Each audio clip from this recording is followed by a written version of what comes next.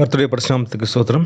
நம்ம கிறிஸ்தவர்கள் நிறைய யோசிச்சது உண்டு இல்லையா? பாவம் செய்கிறவன்லாம் நல்லா இருக்கிறான், தீமை செய்கிறவன்லாம் நல்லா இருக்கிறான், தேவனுக்கு பிரியமில்லாத காரியங்கள் செய்கிறவன் நல்லா இருக்கான். ஆனால் நான் தேவனுக்கு பிரியமான காரியம் செய்கிறேன், அவருக்காக நான் வைராக்கியமாக இருக்கிறேன், அவர் கட்டளைகளும் கற்பனைகளும் கை கொள்றதுக்கு நான் ட்ரை பண்ணுறேன். நிறைய நேரம் விழுந்து போயிடுறேன், ஆனாலும் நம் தேவனுடைய துணையை கொண்டு நான் மறுபடியும் எந்திரிச்சு நிற்கிறேன். ஆனாலும் என்னுடைய வாழ்க்கையிலும் ஏன் இந்த கஷ்டங்கள், ஏன் இந்த போராட்டங்கள்? நிறைய நேரத்தில் வந்து எனக்கு கைவிடப்பட்ட நிலைகள் எனக்கு நிறைய வருது.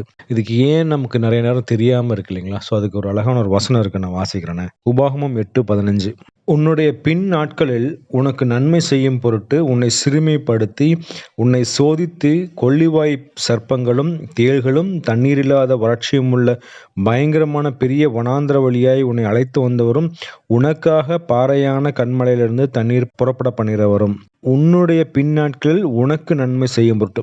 நமக்கு நன்மை செய்யறதுக்காக தான் என்ன பண்றாரு கர்த்தர் வந்து இந்த வனாந்தரமான வாழ்க்கையில் நம்மளை கூட்டிட்டு போறாங்க. நிறைய நேரம் நம்மளே கேள்வி கேட்டுக்கிறோம், ஏன் இந்த வனாந்தரமான வாழ்க்கைன்னு சொல்லிட்டு, இல்லை ஏன் இந்த வறட்சியான வாழ்க்கை, ஏன் இந்த என் வாழ்க்கையில நிறைய பிரச்சனைகள் வந்து இந்த பாம்புகள் போல, சர்ப்பங்கள் போல, தேள்களை போல என்னை கொட்டிக்கொண்டே இருக்குன்னு நீங்க யோசிச்சது உண்டு இல்லையா? அதுக்கு கடவுள் சொல்றாரு, உனக்காக தான்ப்பா இதெல்லாம் அலோவ் பண்றேன். ஏன்னா நிறைய நேரத்துல நம்ம என்ன நினைக்கிறோம், நான் பர்ஃபெக்டா தான் இருக்கிறேன், நான் கடவுளுக்கு பிரியமாக தான் வாழ்ந்து கொண்டு இருக்கிறேன்னு சொல்லி நம்மளுடைய நீதியை இல்லையா, நமக்குன்னு ஒரு நீதி வச்சிருப்போம் இல்லையா, அந்த நீதியின்படி நம்ம கரெக்டாக இருக்கிறோம், நமக்குன்னு ஒரு லெவல் வச்சிருப்போம், அந்த லெவல் படி நான் கரெக்டாக இருக்கேன்னு சொல்லி சொல்கிறோம்.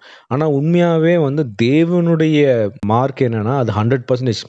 கடவுள் என்ன பண்ணுறாரு, இந்த உலகத்தில் நம்மளை வைத்து 100% பரிசுத்தமாய் ஆக்கிறதுக்கு தான் ஒவ்வொரு நாளும் அவர் ட்ரை பண்ணி கொண்டே இருக்கிறார். அதனால தான் வசனம் சொல்லுது, நீங்கள் வெளிப்படுத்தல 22 அதிகாரம் 11 வசனம் நான் வாசிக்கிறேன். அதில் என்ன சொல்லுதுன்னா, அநியாயம் செய்கிறவன் இன்னும் அநியாயம் செய்யட்டும், அசுத்தமாக இருக்கிறவன் இன்னும் அசுத்தமாக இருக்கட்டும், நீதியுள்ளவன் இன்னும் நீதியாகட்டும், பரிசுத்தம் உள்ளவன் இன்னும் பரிசுத்தமாகட்டும். இல்லையா?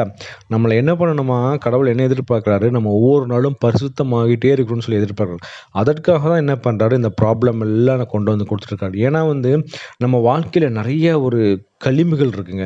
ஃபார் எக்ஸாம்பிள் வந்து ஒரு தங்கத்தையோ வெள்ளியோ நமக்கு ஒரு பிரியமாய் ஒரு பாத்திரமாக மாற்றணும்னா அதில் இருக்கிற களிம்புகளை நீக்கணும் இல்லைங்களா? அதற்காக தான் என்ன பண்ணுறாங்க, அந்த வெள்ளியையும் தங்கத்தையும் கொண்டு போய் அக்னியில் போடுறாங்க. அப்போ என்ன ஆகும், அழுக்குகள்லாம் வெளியே போயிடும், நல்ல தங்கம் வெள்ளி மட்டும் தனியாக சேரும். அதை வைத்து ஒரு கனமுள்ள பாத்திரமாக யூஸ் பண்ண முடியும். அதுதான் நீங்கள் தீமோத்தியில் வாசிக்கும் போது நான் அந்த வசனம் வாசிக்கிறேன். 2 தீமோத்தேயு 2:20.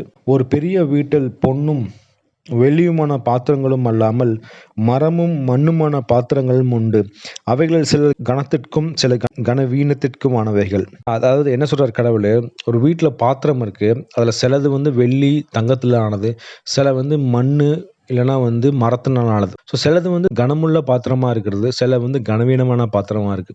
நம்மளை தேவன் எப்படி எதிர்பார்க்குறான்னா நம்ம கனமுள்ள பாத்திரமாய் மாறணும் இல்லையா? ஃபார் எக்ஸாம்பிள் வந்து உங்கள் வீட்டில் தங்கம் வெள்ளி இருக்கு, மரமும் மண்ணும் இருக்கு, வீட்டில் ஏதாவது ஒரு தீ பிடிக்குதுன்னு வச்சுங்களேன், நீங்கள் ஃபஸ்ட்டு எதை போய் தேடுவீங்க இல்லையா? தங்கத்தையும் வெள்ளியும் தான் தேடும். அதனால தான் நம்மளை என்ன பண்ணுறாரு கடவுள், ஒவ்வொரு நாளும் நம்மளை தங்கத்தை போல வெள்ளியை போல மாற்றி கொண்டிருக்கிறார். நல்ல ஒரு எக்ஸாம்பிள் வந்து யோபு தாங்க. யோபு இனிஷியலாக நீங்கள் பார்த்தீங்கன்னா கடவுள் சாத்தான் மூலியமாக அலோவ் பண்ணுற ப்ராப்ளம்ஸ் எல்லாத்தையும் அவர் மீறி வந்துடுறார். அவர் சொல்கிறாருல, கர்த்தர் கொடுத்தார் கர்த்தர் எடுத்தார், கர்த்தருக்கு ஸ்தோத்திரம் சொல்லி சந்தோஷமாக இருந்தார். ஆனால் நாட்கள் செல்ல செல்ல என்ன ஆகுதுன்னா, நீங்கள் 3வது அதிகாரத்துக்கு மேலே பார்த்தீங்கன்னா தன் சுயநீதி மேலே சாய்ந்துட்டார். நான் கரெக்டு தான், கடவுள் தான் தப்பு, கடவுள் எனக்கு தேவையில்லாமல் என்னை தண்டிக்கிறாருன்னு சொல்லி என்ன பண்ணுறாரு, தன் சுயநீதியில் அவர் சாய்ந்துட்டார். ஸோ கடவுளுக்கு தெரியுது யோபுக்கு வந்து ஒரு சுயநீதி இருக்குது, நான் கரெக்டு, நான் நல்லது தான் செய்கிறேன்னு சொல்லி அந்த சுயநீதி அந்த பெருமை இருக்கிறனால அதை நான் வெளியே எடுக்கணும். அதனால தான் என்ன பண்ணுறாரு, சாத்தான் மூலியமாக இதை அலோவ் பண்ணுறாரு. அது வந்து யோபுக்கு தெரியாது இல்லையா? யோபுக்கு வந்து பார்த்தீங்கன்னா மேபி இந்த லோக்கல் பீப்புளை கம்பேர் பண்ணும்போது அவர் நல்லவராக இருந்திருக்கலாம், ஆனால் தேவனுடைய பார்வையில் அவர் வந்து பாவிதான். ஸோ அதனால் ஒவ்வொரு நாளும் யோபுவை வந்து புடமிட்டு தேவனுக்கு பிரியமான ஒரு கனமுள்ள பாத்திரமாய் மாற்றதுக்காக தான் என்ன பண்ணுறாரு, யோபுக்கு அந்த பிரச்சனைகள் எல்லாம் அலோவ் பண்ணுறாரு. கடைசியில் பாருங்களேன், யோபு அதில் வந்து தேடிட்டார், கடவுளே நீங்கள் தான் கரெக்டு, நீங்கள் செஞ்சது தான் கரெக்டுன்னு சொல்லி என்ன பண்ணுறாரு, ஒத்துக்கொண்டு நான் இனிமேட்டு எதையும் பேச மாட்டேன், என் வாயை பொத்திக்கிறேன்னு சொல்லி சொன்ன உடனே கடவுள் பாருங்களேன் ஒரு இரக்கத்தை கொடுத்து ஒரு பெரிய ரட்சிப்பை வந்து யோபுக்கு கொடுக்குறாரு. ஸோ அதனால் நம்மளும் இன்னைக்கு இந்த மாதிரி தேவன் நம்மளை இதை அலோவ் பண்ணுறாருன்னா அதுக்கு ஒரு காரணம் இருக்குங்க. நம்ம வந்து எதை குறித்து முறுமுறுக்காமல் தேவன் எல்லாத்தையும் பார்த்துக் கொள்வார். அவர் தான் இந்த உலகத்த கண்ட்ரோல் பண்றாரு. எல்லாமே அவர் கைக்கு கீழ தான் இருக்குன்னு சொல்லி நம்ம வந்து அந்த விசுவாசம் இருந்ததுன்னா, நம்ம எதை குறித்துமே நம்ம கவலைப்பட மாட்டோம். நமக்காக தாங்க தேவன் இத அலோவ் பண்றாரு. அதனால நம்ம பிரச்சனை வந்ததுன்னா நம்ம அப்பாட்ட போவோம். கடவுளே என்னால முடியல. எனக்கு ஹெல்ப் பண்ணுங்கன்னு சொல்லும்போது கடவுள் கண்டிப்பா ஹெல்ப் பண்ணுவாரு. ஏன்னா வந்து நம்ம திராணிக்கு மேல அவர் சோதனைகள் வந்து நமக்கு குடுக்கவே மாட்டாருங்க. ஏன்னா வந்து ஒரு டீச்சரே நீங்க எடுத்தீங்களா, ஸ்கூல்ல 10த் படிக்கிற பையனுக்கு 12த் பேப்பர்ஸ் குடுக்கவே மாட்டாங்க. இல்ல உலக பிரகாரமான டீச்சரே அப்படி இருக்கும்போது நம்ம பரம தகப்பன் நம்ம திராணிக்கு மேல சோதிக்கப்படுறதுக்கு அவர் விடவே மாட்டார். அதனால நம்ம கடவுள்ட்ட நம்ம வந்து அமைதியா இருப்போம் இல்லையா? அமர்ந்திருந்து நானே தேவன் என்று பாருங்கள்ன்னு சொல்லியிருக்காரு. அதனால வந்து நம்ம அமைதியா இருந்து நம்ம வாழ்க்கையில பிரச்சனைஸ் வரும்போது நம்ம தேவனிடத்துல போவோம். தெய்வம் எல்லாத்தையும் மாத்தி கடவுளுக்கு பிரியமான ஒரு பாத்திரமா நம்மளை மாத்துவார். கர்த்தர் வசனத்தை ஆசீர்வதிப்பாராக. ஆமென்.